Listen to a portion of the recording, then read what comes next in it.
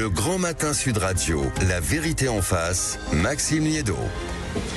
Bonjour ou rebonjour, ravi d'être avec vous jusqu'à 10h. 0826 300 300 au standard de Sud Radio. Les vœux du président de la République, on les a regardés ou pas regardés. 10 minutes, l'allocution la plus courte en réalité depuis que Emmanuel Macron a été élu. Certains évoquent une ambiance crépusculaire, très peu de sujets évoqués. La présidentielle pour le président de la République déjà en ligne de mire, avec son lot bien sûr de choses imprévisibles. Mais on a trouvé le président de la République en retrait, excessivement prudent, presque timide, ou en tout cas prenant le temps d'analyser chaque mot, pas d'engagement, pas de promesse, si ce n'est la certitude qu'il travaillerait jusqu'à la dernière seconde de son mandat. Est-ce que pour vous, auditeurs de Sud Radio, est-ce que le président de la République n'a pas compris tout simplement qu'il fallait se mettre en retrait, ou au contraire vous pensez que tout ça est du blabla de politicien, qu'on connaît Emmanuel Macron et qu'on ne va jamais s'en sortir? Il s'est contenté de dire je vais tenir mes engagements sur les réseaux sociaux, sur la fin de vie, sur le service militaire,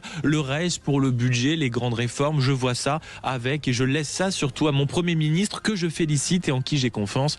On parle bien sûr ici de Sébastien Lecornu. Quel est votre regard? Est-ce que Emmanuel Macron a raison de se mettre en retrait? Est-ce qu'il a compris? Est-ce que vous y croyez? Est-ce que pendant les prochains mois vous pensez que le président de la République va prendre sa distance avec les dossiers importants et peut-être se concentrer sur l'international? Venez nous dire ce que vous en pensez. 0826 300 300. Et puis vous l'avez entendu dans le journal de 9h, des événements encore dans la nuit ont eu lieu. C'était des voitures brûlées, c'était des interpellations, c'était des tirs de mortier, des policiers, des pompiers blessés, attaqués, des commissariats également largement vandalisés. Est-ce que la tolérance zéro peut marcher à un moment en France, ou alors on va devoir s'habituer à ce que les grandes occasions comme le 14 juillet et le 31 au soir soient en réalité des grandes occasions pour les casseurs de piller la France? On en parle. 0826 300 300. Vous avez la parole. Et on va commencer avec vous au standard 0826 300 300. Mais avant tout, les réactions politiques, puisque vous allez les entendre durant toute cette matinée avec ceux qui ont regardé le président de la République. Tous les partis prendront la parole et vous réagissez, auditeurs. 0826 300 300, le site sudradio.fr, l'application, ainsi que les réseaux sociaux. Commençons par le Parti socialiste. Bonjour Chloé Ridel. Bonjour et meilleurs vœux. Eh bien, meilleurs vœux, du succès bien sûr dans vos entreprises électorales et dans vos différentes activités. Mais pour commencer, quelques heures avant ces meilleurs vœux, il y avait le président de la République qui s'exprimait, Chloé Ridel. Est-ce que vous avez trouvé le président de la République à sa place? Certains l'ont dit spectateur. Oui, moi j'ai trouvé que c'était un exercice assez raté par-dessus la jambe. Je l'ai trouvé effacé. Donc vous n'avez pas été convaincu du tout? Non, comme vous l'avez dit, c'était les vœux les plus courts de ses mandats successifs. Il a débité un texte par endroits, on aurait pu croire que cela avait été rédigé avec l'intelligence artificielle. Et beaucoup de vœux pieux. J'ai entendu ses vœux pour le pays, que je partage sur le fond. Vœux d'unité, a-t-il dit, vœux de solidarité, vœux de force et d'indépendance. Mais il dit cela alors même que toute la politique qu'il a menée plaide contre précisément ces vœux-là, parce que si on veut que la France soit unie et qu'elle cesse d'être fracturée, d'être polarisée entre les territoires, entre les classes sociales, il faut des politiques de justice, et il n'a pas fait cette politique-là. Mais est-ce qu'il pouvait faire autrement? Entre nous, Chloé Ridel, vous êtes la porte-parole du Parti socialiste. Est-ce qu'il pouvait faire autre chose que se mettre en retrait d'une certaine manière, laisser faire le Premier ministre pour les mains dans le cambouis, et puis lui avoir une vision un peu plus générale, c'est tout? Mais on a connu le président quand même plus combatif. Le président préserve des mais déjà quand il était combatif, vous disiez qu'il n'allait pas dans la bonne direction. Donc est-ce que là, pour cette année qui est quand même singulière, il pouvait faire autrement? Moi, je reconnais quand même au président de la République, dans son domaine réservé qui est celui des affaires étrangères, une capacité à prendre des initiatives. Et il l'a montré notamment vis-à-vis de la reconnaissance de l'État de Palestine, ou récemment vis-à-vis de l'Ukraine, quand il s'agissait d'empêcher que les États-Unis d'un côté et la Russie de l'autre ne se mettent d'accord contre l'Ukraine et contre l'Europe. Il prend des initiatives diplomatiques, ce président, et donc moi j'aurais attendu qu'il nous parle davantage de cela, de l'état du monde qui est aujourd'hui particulièrement inquiétant. 2025 a été une année de bascule à ton vue sur le plan géopolitique. C'était une année marquée par le retour de la brutalité et de la force, voilà. Il a à la évoqué place le du fameux droit. Et retour donc, des empires. On l'a constaté depuis quelques mois déjà. Hein. Et donc, moi, j'aurais attendu qu'il développe quand même là-dessus. Et en fait, il ne dit quasiment rien sur le sujet et évoque simplement la question de la menace des ingérences étrangères pendant la présidentielle de 2027, qui est tout à fait réelle, mais qu'il ne développe absolument pas. Et il y a aussi une question, Chloé Ridel, à un moment, il a quand même dit l'idée de bâtir les compromis du côté du Parlement, je laisse mon Premier ministre, naturellement Sébastien Lecornu, faire et il a toute ma confiance. Est-ce que le Parti Socialiste va, on va dire, aider le Président de la République et le Premier ministre dans cette entreprise, tout simplement, de bâtir des compromis ? Mais le Parti Socialiste veut aider les Français surtout et a montré que nous étions un des seuls partis politiques prêts à le faire en entrant dans une logique de dialogue à l'Assemblée nationale, en constatant qu'aucun parti politique n'avait de majorité claire et que dans ces conditions, il fallait pouvoir discuter et s'entendre pour doter la France sur d'un l'année budget. 2026, cette aide. Et donc cela va se poursuivre puisqu'il n'y aura toujours pas de majorité parlementaire en 2026, pas plus qu'en 2025. Et donc, au Parti Socialiste, nous allons essayer de tenir compte le mieux de cette situation et de faire avancer les choses pour les Français dans cette situation politique difficile depuis la dissolution. Et qu'est-ce qu'on vous souhaite à vous, Chloé Ridel, ainsi qu'à votre Parti Socialiste pour cette année 2026 ? On nous souhaite beaucoup de vigueur dans nos combats. 2026 pour le Parti Socialiste, ça va être un moment où on va présenter notre nouveau projet pour la France, dont je suis chargée. J'étais chargée de coordonner ce travail-là. Et donc, pour nous, ça va être aussi un nouveau départ et beaucoup de combats pour la solidarité, la liberté, la justice qu'on va remettre sur la planche. Voilà. C'est donc un beau programme pour une année qui commence. Merci beaucoup, Chloé Ridel, d'avoir été avec nous ce matin. Et en effet, mes meilleurs vœux dans ce combat concernant la justice, la liberté et de la vigueur et de la coordination. 0826 300 300, vous avez regardé le président de la République. Vous avez interprété ses vœux d'une certaine manière. On le répète, les plus courts depuis 2017. Et un président qui a visiblement décidé de prendre la poudre de perlimpinpin, d'être un peu en retrait. Est-ce que vous avez été convaincu? Est-ce que vous pensez que le président va réussir à se mettre en rentrée jusqu'à 10h? Vous avez la parole, 0826 300 300. Bonjour Denis. Bonjour, et tous mes vœux à tous. Mais tous mes vœux, mon cher Denis. Merci beaucoup d'être avec nous ce matin. Ouais, et surtout une très bonne santé, parce que sans ça, on peut rien faire. Mais une très très belle santé. Ouais. Merci à Sud Radio pour la chronique de Carlier ce matin, qui était magnifique et qui a tout dit. C'était superbe. C'est notre poète à nous. J'ai adoré. Ouais, mais là, ce matin, il s'est surpassé. C'était vraiment très, très beau.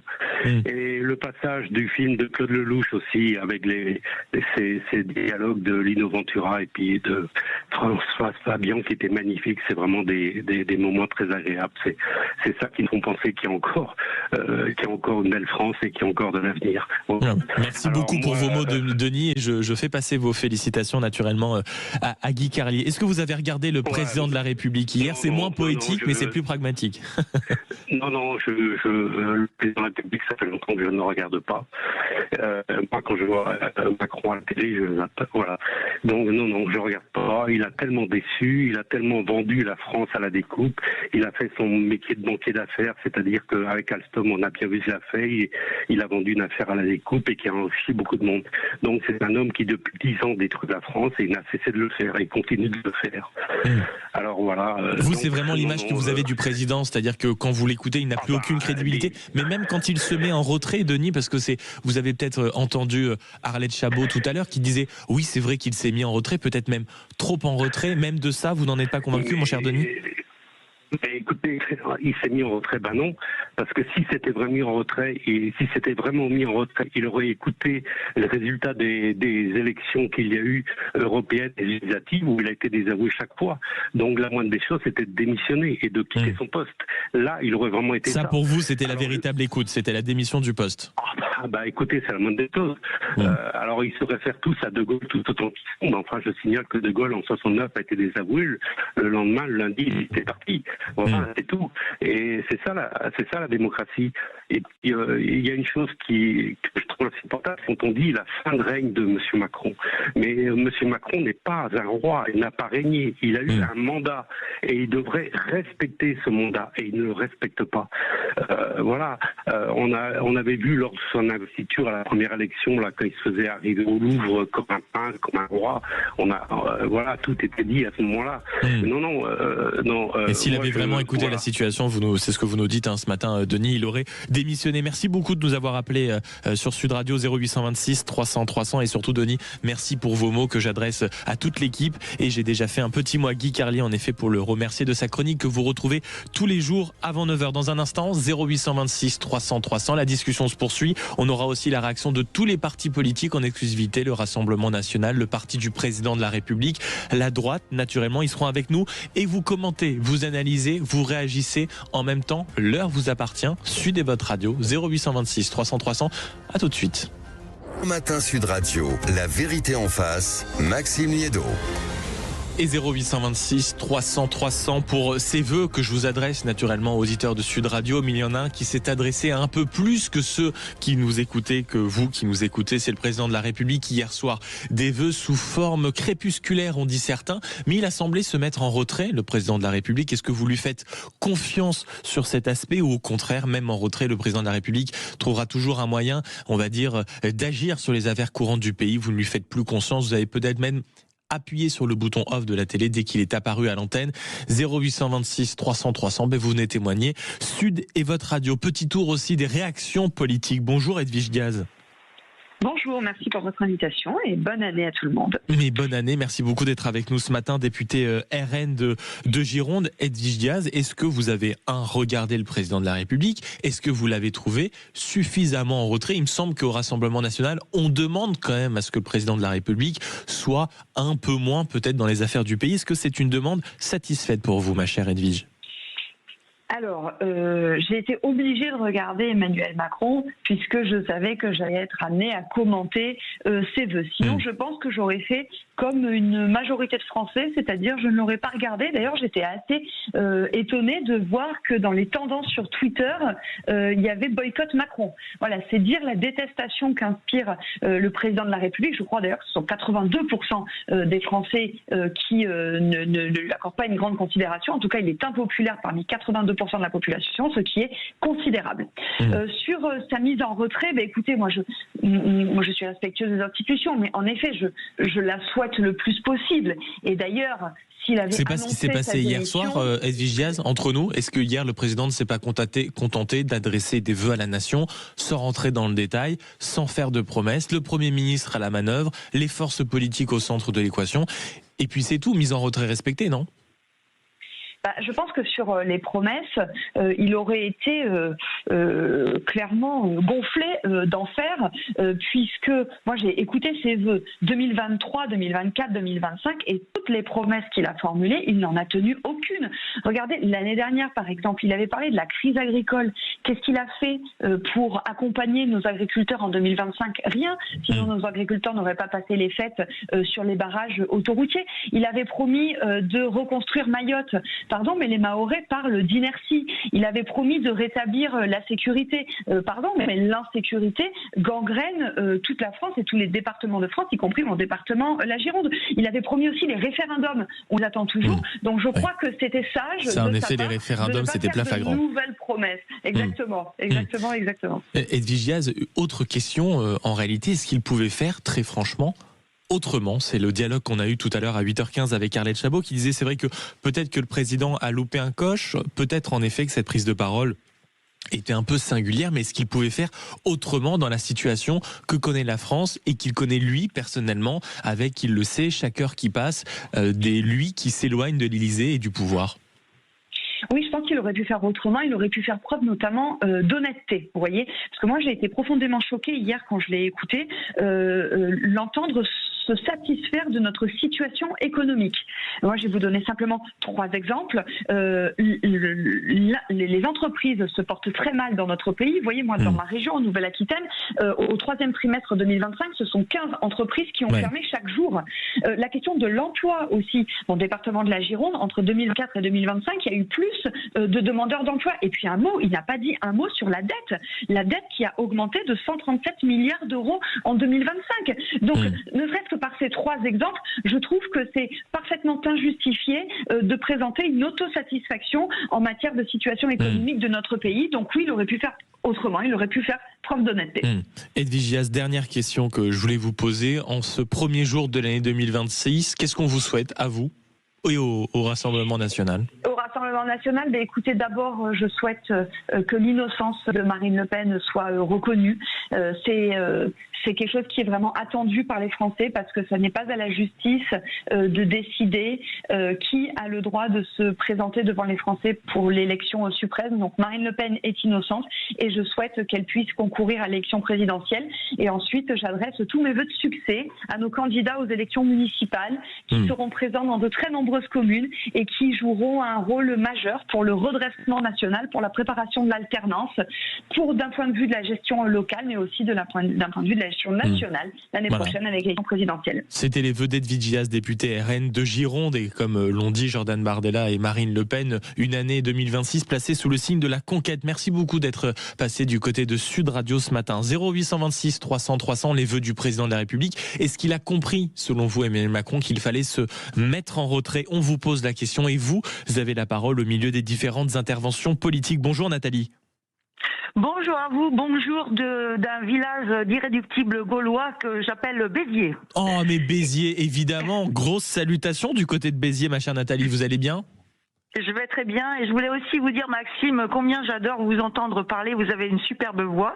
Vous êtes toujours d'un flegme exemplaire et ça me fait plaisir en ce 1er janvier de vous parler, de vous dire bonne année à vous. Bon, Nathalie, merci beaucoup parce que ça me touche beaucoup, mais c'est une très mauvaise idée de me lancer comme ça parce qu'après je vais sortir avec un melon pour toute l'année 2026 et tout mon entourage va vous détester en réalité. Merci beaucoup. Non, parce que vous n'êtes pas comme Emmanuel Macron. Vous n'êtes pas un chat qui retombe toujours sur ses pattes avec une hypocrisie. Pas du côté de l'ego. En tout cas, j'espère pas du côté de l'ego, ma chère Nathalie. Est-ce que vous, puisque vous l'avez abordé un tout petit peu, est-ce que vous, par exemple, ma chère Nathalie, vous avez écouté, regardé religieusement le président de la République ? Alors, pas du tout. D'abord parce que je fais partie des 82% de Français qui boycottaient justement cette allocution. Premièrement. Deuxièmement, les vœux en général, je trouve que ça sert à rien, hein. Même ça sert juste à dire aux gens qu'on aime, qu'on espère continuer à les aimer. En tout cas, peut-être que les vœux politiques. Mais je sais un peu la teneur de ce qu'il a dit. Bon, j'ai bien compris qu'il se mettait un petit peu en retrait derrière le Premier ministre. C'est le mieux qu'il puisse faire, hein, parce que tout le monde le déteste. D'un autre côté, les Français détestent toujours leur président au bout d'un certain temps, hein. Voilà. Ça, c'est ce qu'on appelle la logique mathématique, en effet. Ouais, on n'est pas très. Ils ont voté majoritairement les Français pour lui, pas moi. Moi, j'ai jamais voté pour lui, donc je me retrouve pas là-dedans. Néanmoins, il faut respecter la démocratie, puisque majoritairement ils ont voté pour lui. Et il faut qu'il assume. On a les politiques qu'on mérite, comme on dit. Exactement. Maintenant, il nous souhaite des choses. C'est normal. Hein, il nous a mis dedans, comme on dit poliment. C'est ça ? Voilà, mais bon, d'un autre côté, qu'est-ce que vous voulez qu'on fasse ? Aujourd'hui, on est dans une situation coincée, les élections sont en 2027, lui, il va se composer comme ça tout 2026. Il faut espérer que son Premier ministre tienne le coup. Vous aimez plutôt Sébastien Lecornu, par exemple, Nathalie ? Je le connaissais même pas avant qu'il le nomme. Mais là des premières choses que vous voyez, des premiers pas de sa capacité à parler avec tout le monde, est-ce que vous avez un peu bon espoir ? Pour le moment, moi, j'ai un espoir d'un grand changement. Je voudrais effectivement, qu'on revienne à des valeurs fortes, d'une part, et je voudrais qu'on restaure un petit peu l'autorité. Je voudrais qu'on restaure l'effort. Je sais que ça va aller difficilement pour nous parce qu'il va falloir qu'on fasse de gros efforts pour arriver à se remettre au niveau du monde et du monde entier, j'entends. Et il va falloir que ça va être dur. Ça va être dur. Mais j'attends une politique forte pour nous aider à nous restaurer, restaurer un petit peu l'entraide, restaurer un petit peu l'économie, restaurer un petit peu ce pays qui est si merveilleux à la base. Mais c'est sûr, ma chère Nathalie, qu'il est merveilleux ce pays. Et pour vous, qu'est-ce qu'on vous souhaite, par exemple, ma chère Nathalie ? Alors, vous me souhaitez un nouveau petit enfant, puisque ma fille attend un nouveau bébé. Ah, mais félicitations, heureux voilà. Événement, comme on dit, heureux événement. Souhaitez-moi la vie, parce que il y a trop de gens qu'on laisse, qui meurent autour de nous, plus on vieillit.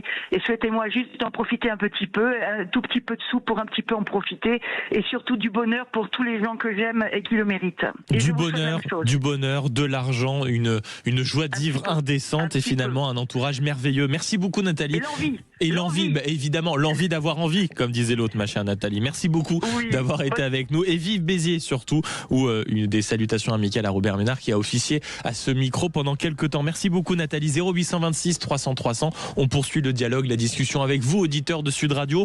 On en profite évidemment pour se dire quelques mots d'amour. C'est le premier jour de l'année. Essayons de la commencer comme il se doit. Et puis on parlera un peu politique, les vœux du président de la République avec cette question naturellement concernant Emmanuel Macron. Est-ce que vous pensez, en voyant un peu sa prise de parole hier, qu'il fallait se mettre en retrait? Est-ce qu'on peut faire confiance à Emmanuel Macron pour qu'il laisse ses ministres gérer les affaires courantes, lui gère l'international, ou au contraire, on le connaît, Emmanuel Macron a parlé, mais il ne peut pas s'empêcher, lui, à un moment, de faire à sa manière, de provoquer et finalement de ne pas tenir ses engagements. Vous nous appelez 0826 300 300 pour ce premier jour de l'année. On ne lâche pas une équipe qui gagne. Vous êtes au rendez-vous derrière le téléphone 0826 300 300. Sudez votre radio. Et nous aussi, figurez-vous, si vous avez le réflexe du téléphone, ayez-le aussi pour le SMS au 7 20 18. Vous envoyez qu'un seul mot. C'est le mot Sud par SMS. C'est très important. 7 20 18. Et je vous propose de vous offrir un pack Lexon. Vous allez me dire, c'est quoi un pack Lexon? C'est très simple. C'est la marque des objets design et connectés. C'est un pack composé d'une enceinte Bluetooth Tamo et d'une batterie externe compacte et puissante. Elles sont parfaites, la batterie et cette enceinte. Pourquoi, à votre avis? Pour écouter en réalité Sud Radio partout, tout le temps et en toute liberté. 7 20 18, le mot Sud, ça se passe par SMS. Et d'ici 10h, je vous passe un petit coup de fil. Voilà un bon moyen de commencer l'année. À tout de suite sur Sud Radio. Le Grand Matin Sud Radio, la vérité en face, Maxime Liédot. 0826 300 300 et cette question forcément qu'on vous pose aussi, auditeurs de Sud Radio. Est-ce que le président de la République a compris qu'il fallait se mettre en retrait, ou au contraire vous avez été presque un peu étonné de ses vœux? Se mettre en retrait ne veut pas dire disparaître totalement du paysage politique, surtout quand on connaît le contexte. Ça manquait de ligne directrice. Venez nous le dire, 0826 300 300. On ira aussi naturellement du côté des différents politiques pour avoir leur réaction. Et avant d'aller chercher et d'écouter Frédéric et Michel, je vous propose d'écouter Jean-René Cazeneuve. Bonjour. Bonjour. Merci beaucoup d'être avec nous ce matin. Vous êtes député de la République En Marche, notamment député ensemble pour la République du Gers. Est-ce que le président de la République était vraiment dans son rôle de président hier? Est-ce qu'il n'a pas été trop en retrait? Non, écoutez, je pense qu'il a... Ses vœux étaient empreints à la fois de gravité et qui peignaient aujourd'hui la situation internationale très difficile, qui peignaient les difficultés d'un certain nombre de nos concitoyens. Donc il y avait de la gravité, mais aussi du volontarisme. Il est là pour dire que il n'est pas parti, et donc il a appelé le gouvernement à se mobiliser, à régler un certain nombre de problèmes. Il s'est engagé lui-même sur un certain nombre d'actions, et puis il a appelé les Français aussi à réagir, à ne pas renoncer. Est-ce que ce n'était pas crépusculaire, Jean-René Cazeneuve? Non, franchement, je ne crois pas. Vous croyez pas? On a connu Emmanuel Macron plus optimiste, plus flamboyant, plus combatif. 10 minutes pour nous dire en réalité que l'élection présidentielle de 2027 approchait à grands pas et qu'il fallait se méfier des ingérences. Le reste, il y avait une possibilité pour le président de sortir les rames, non? Non, écoutez, il n'y avait pas de satisfecit excessif, et c'est normal vu le contexte. Enfin, il a quand même mis en avant un certain nombre de réussites de notre pays. Il a aussi, vous savez, on peut pas être très joyeux aujourd'hui quand vous avez des guerres un peu partout, aux frontières de l'Europe, au Moyen-Orient, que vous avez des intrusions étrangères dans notre vie politique, que vous avez le retour des empires. Enfin, on peut pas faire comme si ça n'existait pas. Donc, heureusement qu'il était, si vous voulez, pas joyeux, tout va bien. Non, mais sans être joyeux, Jean-René Cazeneuve, je veux pas être mauvaise langue, mais c'est vrai que certains commentateurs politiques ont souligné le fait que commencer une nouvelle année en promettant une loi sur les réseaux sociaux et la fin de vie, bon, ça donnait envie de rester couché, vous voyez. Écoutez, il est juste cohérent avec ce qui se passe à l'Assemblée nationale. Ou alors peut-être que les opposants dont vous parlez... Est-ce que c'est la vie vraiment qui se passe à l'Assemblée nationale, Jean-René Cazeneuve? Est-ce que vous ne pensez pas malheureusement que de plus en plus de Français ne regardent pas ce qui se passe à l'Assemblée nationale et se disent de toute façon, ça ne va pas nous avantager, on fait ce qu'on peut dans notre coin, dans notre travail, dans notre commune, dans notre famille? Écoutez, ça n'est pas incompatible. Et donc, c'est vrai que moi, les Gersois que j'interroge me disent qu'à titre personnel, ils sont plutôt heureux dans leur commune, heureux dans leur famille, mais que, effectivement, le spectacle qui est donné par l'Assemblée nationale n'est pas réjouissant. Enfin, l'Assemblée nationale a été élue par les Français il y a 1 an et demi, et est à l'image de la France. Donc, elle est effectivement très divisée, avec des clivages. Et ça, le président de la République ne peut pas le nier. Donc, c'est le principe de réalité. Il constate effectivement on ne peut pas transformer, il n'y a pas de majorité aujourd'hui pour transformer en profondeur notre pays, mais quand même, il a appelé le gouvernement dès le début de l'année, sur un certain nombre de sujets. Il y a des urgences sur le budget, vous le savez, il y a des urgences pour les agriculteurs, nous savons tous, il faut absolument aider nos agriculteurs, des urgences en matière d'économie, de trafic de drogue, etc. Donc il a rappelé quand même des urgences.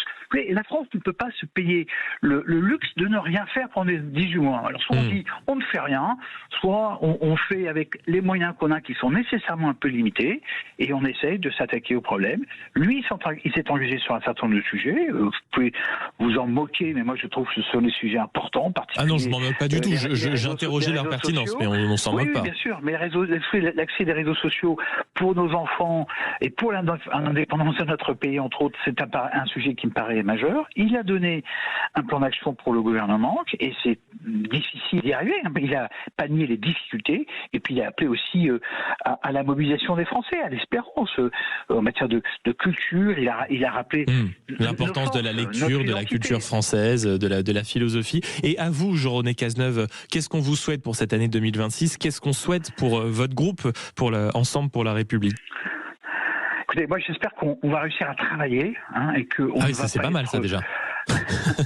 Non, mais qu'on ne va pas être nubilé par les uns et par les autres qui sont aujourd'hui effectivement beaucoup trop tôt lancés dans cette campagne présidentielle de 2027.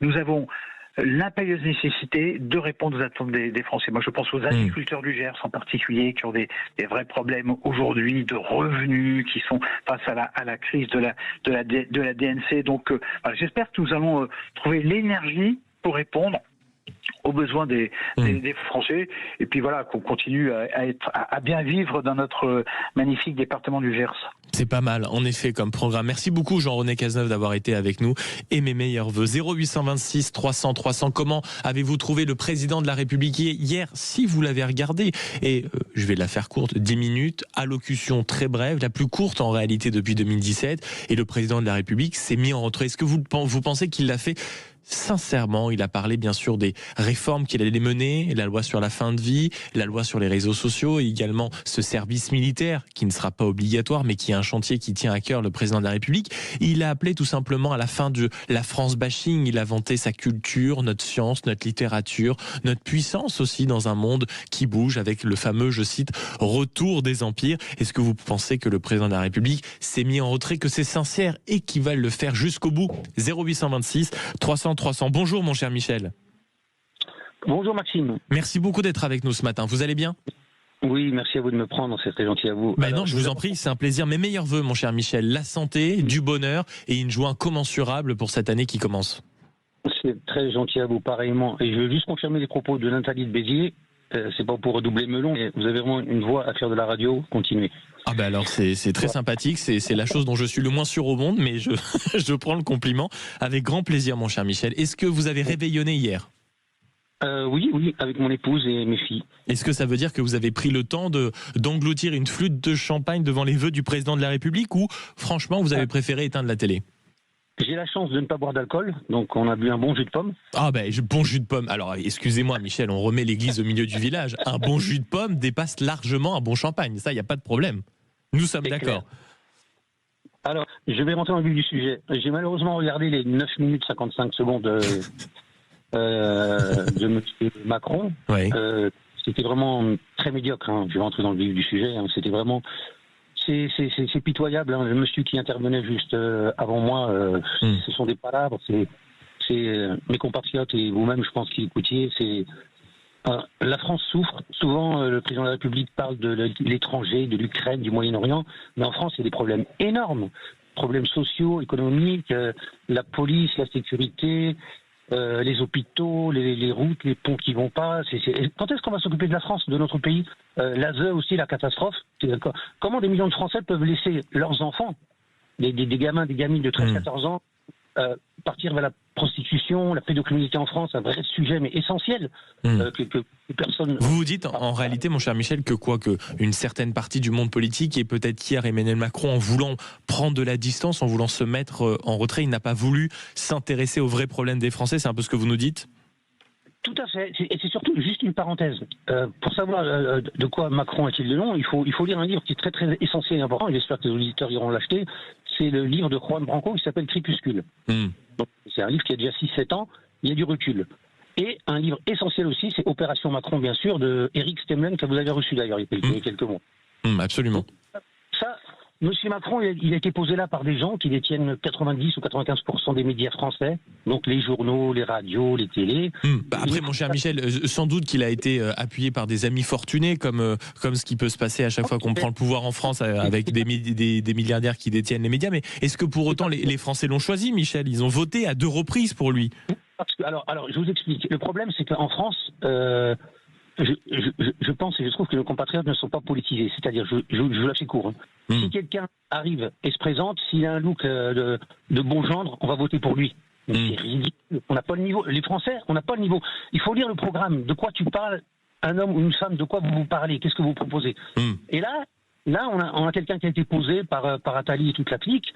Il est rentré comme une petite souris, il est ministre de l'économie, parti par là, et maintenant il est là. La première fois. Donc en réalité, la vision qu'il porte pour le pays, mon cher Michel, c'est une partie de ce que les gens ont toujours pensé autour de lui, que ce soit les journalistes ou les banquiers d'affaires, ou en effet des personnalités parfois qui poussent à la réflexion, comme Jacques Attali. Vous avez été un peu déçu en réalité, et du quinquennat, ça veut dire que vous n'y avez jamais cru, Michel, d'une certaine manière. Moi, je n'ai jamais voté ni à la première fois ni à la seconde fois pour M. Macron, je suis cohérent à propos. La première fois, je peux comprendre que mes compatriotes se sont fait avoir, ils ont vu un jeune mec arriver. Bon, il avait apparemment épousé sa mère, c'est un peu bizarre ça déjà, mais bon ça peut arriver. Donc les gens pendant 5 ans, voilà. Après, bon, le syndrome bidon en France, là, il y a Le Pen au deuxième tour, il faut voter contre Le Pen. Le fameux front républicain, comme on a dit. Et concernant les propos sur Brigitte Macron, mon cher Michel, je crois que c'était un mariage d'une femme qu'il aimait, qui était certes sa professeure, mais s'il y a une histoire d'amour entre deux personnes, je suis plutôt partisan de la laisser vivre. Et s'ils sont heureux, tant mieux. Ne rentrons pas dans l'intimité d'un couple, surtout ou qui plus est quand il est présidentiel. Merci beaucoup, mon cher Michel, et meilleurs vœux. Et merci encore pour vos compliments que je passe également à toute l'équipe que vous avez eu la gentillesse de prononcer au début de notre discussion. 0826 300 sur les vœux du président de la République. Est-ce que le président de la République est sincère? Est-ce qu'il est crédible quand il évoque le fait de se mettre en retrait? Vous avez la parole. 0826 300 et bonjour mon cher Frédéric. Bonjour à tous, bonjour les auditeurs, bonjour Maxime. C'est la première fois que je vous ai. Et comme les 3 auditeurs précédents, ouais, effectivement, vous avez une vraie voix de radio. Écoutez, c'est très sympathique. Je vais mettre ça sur le fait que la nuit était très courte et que en réalité je dois être un peu malade, mon cher Frédéric, parce que sinon j'ai me pensé Barry White. Vous voyez, et très rapidement ça peut dégénérer. Mais c'est super. Moi je suis rentré à 4h et j'ai une voix extraordinaire aussi. Ah mais extraordinaire, mon cher Frédéric. J'ai l'impression là qu'on peut aller animer, si vous voulez, une sorte de discothèque, ambiance Barry White, crooner. Moi j'ai envie de composer quelques notes de piano et de vous accompagner au jazz, mon cher Frédéric. Voyez. Pourquoi pas? Allons-y. Un petit coup de Fly Me to the Moon et là tout d'un coup on est plus. Ah ben voilà. Excellent. Attendez, on a des références, monsieur. On a des références. Les chanteurs de la mafia ont toujours quelque chose d'extraordinaire. Exactement. J'ai appris ça récemment. Exactement. Parce que pour ceux qui n'ont pas la référence, en tout cas moi je ne l'avais pas. J'ai appris récemment que Frank Sinatra avait été en effet largement protégé et aidé par la mafia dans ses entreprises de conquête de la musique. Mon cher Frédéric, espérons que la mafia ne soit pas encore à l'Élysée. En tout cas, Emmanuel Macron prononçait ses vœux hier. Est-ce que vous les avez regardés, mon cher Frédéric? Alors, comme je le dis au Standard, moi j'ai arrêté à Jacques Chirac. Ah oui. Et en fait, mais moi j'ai 55 piges, donc je suis cohérent. Vous avez une voix d'homme de 30 ans, mon cher Frédéric, c'est très perturbant. C'est très gentil. Vous me verriez, vous seriez déçu. En fait, moi, j'ai quand même écouté vite fait avant d'intervenir sur l'antenne. Et moi, le mot qui m'a le plus fait rire, c'est la résilience. Pourquoi ça vous a fait rire ? Eh bien, ça m'a fait rire parce qu'on demande aux gens qui bossent, en fait, toujours plus. Toujours plus. Et moi, je constate que tout va de mal en pis. Les deux personnes qui m'ont fait le plus rigoler depuis hier soir, c'est quand même l'élu socialiste, la jeune femme qui est passée. Et qui, Chloé Ridel, oui. Chloé, joli prénom. On peut dire que c'est un joli prénom. Après, je ne sais pas à quoi elle sert. Elle est comme les ministres que nous avons actuellement. Elle n'est pas connue dans sa cage d'escalier. Donc ces gens-là nous font la leçon, comme le député hier soir. Et moi, je peux lui présenter parce que moi, je suis juste à la limite du Gers, à l'île-en-Dodon. Je peux lui présenter des gens dans le coin qui savent ce que c'est en chier des ronds de chapeau, et notamment des agriculteurs. Ils sont actuellement sur le barrage à carbone, ou à côté de chez moi, ils ont barré. Moi, j'ai pas besoin d'homme politique sur le barrage. Oui. Donc, il est gentil, le député, à 5 000 par mois, avec en plus les sous-sous dans la poche pour faire plaisir aux copains. Mais on ne peut pas avoir un tel discours, c'est honteux. Moi, je trouve que, sincèrement, demander encore des efforts, mais c'est en dessous de tout. Pour moi, ça n'est que de la prose. Que de la prose. Oui, André Mauroy disait, la France est le pays du verbe. Une fois qu'on a parlé, on a l'impression d'avoir agi. Et on est de ça depuis Sarkozy. Mais est-ce que vous ne le pensez pas sincère, mais sincère même face à un mur? En réalité, le président de la République a constaté qu'il n'avait peut-être plus le choix que de faire 2-3 pas en arrière et d'être spectateur. On a parlé d'ambiance crépusculaire, il y a aussi ce terme qui revient, le spectateur. Peut-être que c'est ça le président de la République, et peut-être que ce n'est pas plus mal, non Frédéric? Non, moi je trouve que c'est encore plus grave, justement, Maxime. C'est-à-dire qu'on ne peut pas rester les mains dans les poches quand on voit l'état du pays. C'est pitoyable. Et l'auditeur précédent le disait. On est dans une situation terrible. Les gens ne se rendent pas compte. Il y a des boîtes qui ferment tous les jours. Oui, ça c'est sûr. Record de défaillance d'entreprise. J'ai retrouvé du boulot parce que j'ai un peu de ressort et j'ai un carnet d'adresses. Vous êtes dans quoi, Frédéric? C'est pas indiscret? Dans les travaux publics. Et vous avez réussi à retrouver facilement, ou vous êtes confronté à ce qu'on appelle souvent la dure période du chômage, passé notamment 50 ans? Alors, déjà, à partir de 45 ans, vous êtes senior. Ça m'a fait éclater de rire parce que j'étais à la PEC. J'avais une conseillère très sympa et je peux vous dire que ça m'a pas fait rigoler après quelques minutes de réflexion. Mais tout ça pour dire que Non, mais c'est vrai, vous avez raison. Je suis très étonné parce que, en gros, moi, je suis resté 1 mois et demi au chômage. Bon, on m'a dit que c'était extraordinaire parce que j'avais retrouvé du boulot. Mais par contre, toute la partie administrative, on peut dire que c'est des bâtons dans les roues des gens qui veulent chercher du travail. C'est aussi simple que ça. Et moi, c'était la première fois, c'était la deuxième fois dans ma vie où j'étais inscrit, et c'est la première fois où j'ai touché une allocation chômage. Entre-temps, j'ai retrouvé, mais c'est quand même très spécial ce moment-là. Sincèrement, je ne souhaite à personne. Et j'avais un a priori sur les chômeurs. Maintenant, je comprends un peu. À quel point c'est difficile, et à quel point en effet le fait de se replacer ailleurs est compliqué. Mon cher Frédéric, je vous souhaite donc mes meilleurs vœux, que ce travail en effet ne soit pas secoué par les soubresauts industriels de notre pays, et que vous puissiez en effet y perdurer paisiblement. Merci beaucoup mon cher Frédéric, et merci également de vos mots au début de notre conversation. On poursuit cet échange avec vous, auditeurs de Sud Radio. 0826 300 300, les vœux du président de la République. Est-il crédible quand il parle de se mettre en retrait? Peut-on y croire, tout simplement? Dernière réaction politique et participation. Je vois déjà Pierre et Pascal qui nous attendent au standard, ainsi que les nombreux appels que je vois défiler sur l'écran. Vous avez raison, on vous prendra avant 10h, en plus du gagnant bien sûr. 0826 300 300. Vous êtes bien sur Sud Radio et vous avez raison. À tout de suite. Son matin Sud Radio, la vérité en face, Maxime Liédo. 9h48 sur Sud Radio. On poursuit encore la conversation pendant quelques minutes. 0826 300 300 et la suite des réactions politiques également à ce micro. Antoine Valentin, bonjour. Bonjour Maxime Liédo. Merci beaucoup d'être avec nous ce matin, maire UDR de Saint-Joire en Faucigny. Est-ce que vous avez religieusement écouté le président de la République, ou vous étiez peut-être dans votre commune, en famille, en train de fêter comme il se doit cette entrée dans l'année 2026 ? Écoutez, j'étais évidemment dans ma commune et en famille, mais je me suis notamment, pour être prêt ce matin, infligé l'allocution du président de la République que j'ai trouvé particulièrement usée et à la tête d'un pays qu'il a particulièrement abîmé au cours de la décennie à laquelle il a exercé son mandat de président de la République. Et vous ne l'avez pas trouvé à sa place dans le sens en retrait comme il fallait, le président de la République? C'était la demande quand même de beaucoup de partis. On a l'impression que maintenant que le président de la République le fait, il est quand même critiqué. Est-ce que c'est de bonne foi?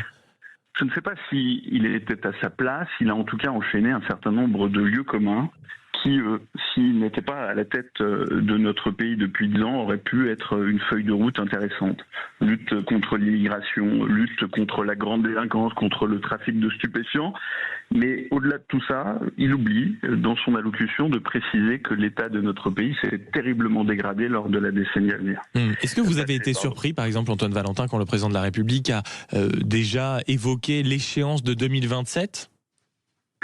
J'ai été évidemment surpris, comme tout à chacun, et je veux y voir un geste d'espoir, puisqu'il trace la suite de son mandat, il invite les Français à l'espoir, et cet espoir, il se retrouve évidemment à l'extérieur du socle commun composé par une partie des socialistes, les macronistes et les républicains qui servent de béquille à ce gouvernement. Il a aussi fait preuve de sa technique habituelle, d'un espèce d'en même temps qui frise à la schizophrénie. Il nous invite à ne pas renoncer au progrès dans un pays qui aujourd'hui voit la mortalité infantile augmenter, où la violence la plus sauvage touche les Français partout dans le pays.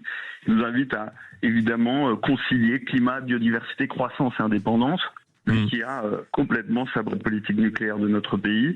Emmanuel Macron a fait du Emmanuel Macron, sauf que depuis 10 ans, le cirque commence à durer et les Français à souffrir.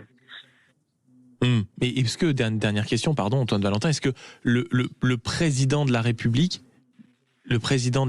en réalité pouvait faire autrement? Est-ce qu'il avait le choix réellement que de prendre cette distance-là, de concilier, d'essayer de parler un peu à tout le monde? Il n'avait malheureusement plus le choix puisqu'il a rendu notre pays ingouvernable. D'abord par une dissolution et puis ensuite en permettant des jeux d'alliance allant de LFI à LR qui ont rendu les élections législatives complètement brouillonnes et qui ne donnent plus à notre pays de majorité. Et au-delà de ça, la voix de la France à l'échelle internationale a largement été dégradée. On a donc un président de la République qui cherche sa place, qui cherche à surnager dans un chaos dont il est le principal responsable et aujourd'hui encore l'un des acteurs. Et dernière question, mon cher Antoine Valentin, qu'est-ce qu'on vous souhaite pour vous et pour le parti et l'UDR que vous représentez?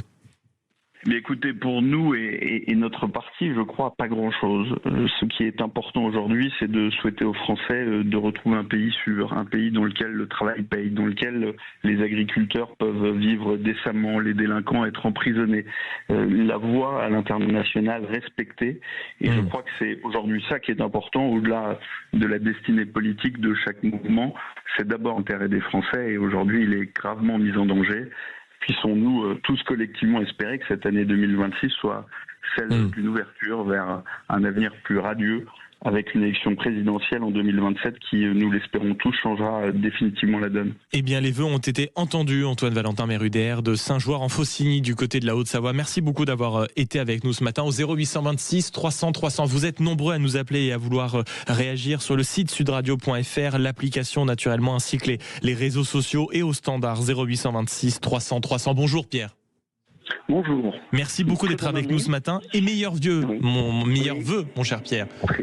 Très bonne année à vous deux particulièrement, puisque vous travaillez le premier, ce qui est quand même toujours difficile pour un 1er janvier, quoi. Oui, il y a pire. La nuit a été courte, mon cher Pierre. Il y a peut-être une bouteille de champagne qui nous attend dans la rédaction, mais cela, comme dirait l'autre, ne nous regarde pas. Mon cher Pierre, est-ce que vous avez regardé, vous, le président de la République hier? Alors, non, je ne l'ai pas regardé, mais j'ai bien écouté vos interlocuteurs, vos intervenants.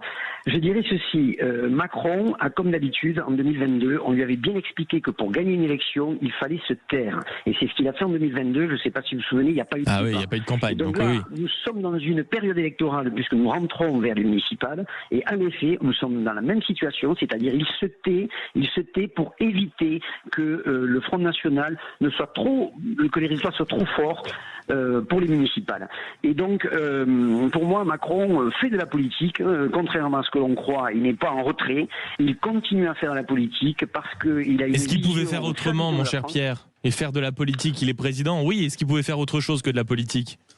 Oui, non, mais c'est-à-dire, quand je dis de la politique... Non, de la politique politicienne dans le mauvais sens du terme, c'est ça? Voilà.